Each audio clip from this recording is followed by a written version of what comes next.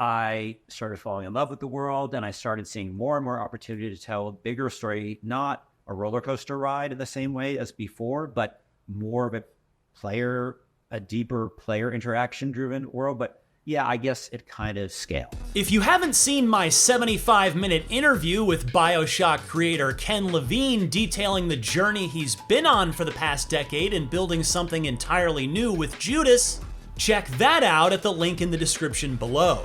But if you just want to see the new gameplay footage that developer Ghost Story Games gave us to accompany that interview, I've got you covered right here.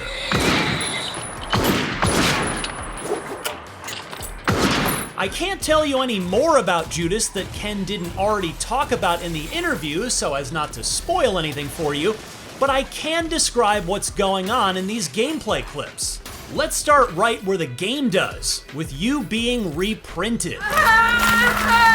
It looks incredibly painful, and the fact that you're being reprinted at all means that, you guessed it, you've been dead for some indeterminate amount of time. But I'm getting a little ahead of myself. You play as Judas, a hacker and self-taught engineer who's part of a multi-generational trip from Earth to a new planet called Proxima Centauri aboard the colony ship called the Mayflower. The capital M mission is to continue the human race after departing Earth due to a bacterial plague. Also, on board this ship, you're not particularly well liked. See, it turns out that things went seriously sideways and it's all your fault. J stands for Judas. Now that you live again, you've got the 3 holographic heads of the ship to contend with.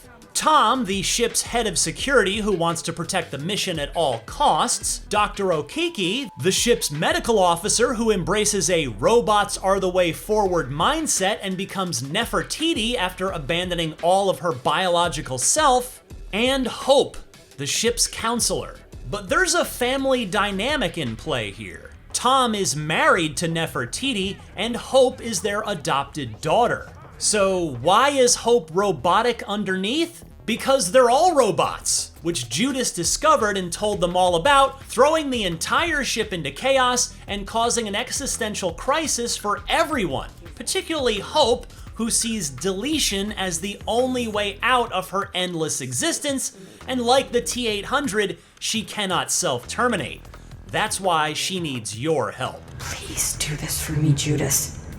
Help me end this thing. Judas's narrative Lego dynamic is all about the choices you make during gameplay. Who will help you out, and as a result, who will you piss off? You need to get one of them back in their robot body so that they can pilot the ship through the impassable by humans asteroid field orbiting Proxima Centauri so you can get off the sinking ship that is the Mayflower. Depending on how you play this game of tug of war, no 2 playthroughs might ever be the same. Your mission has failed, Tom.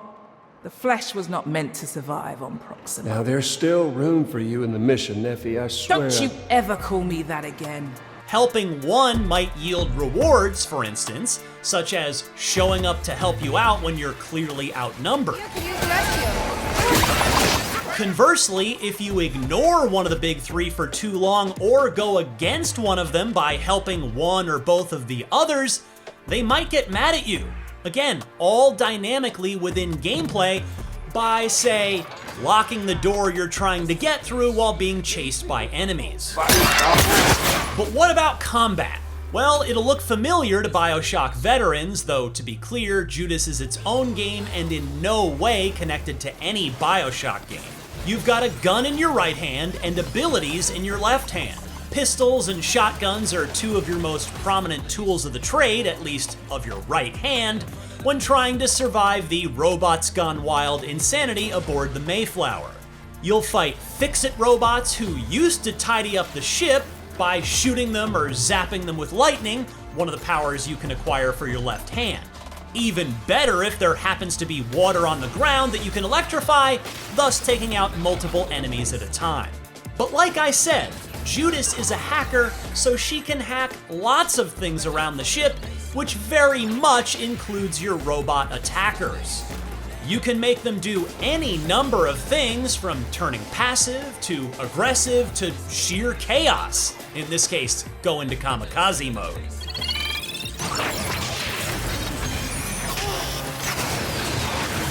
As for these bizarre bionic beasts you'll battle, they used to serve normal functions aboard the ship, but as things got crazy, so did they.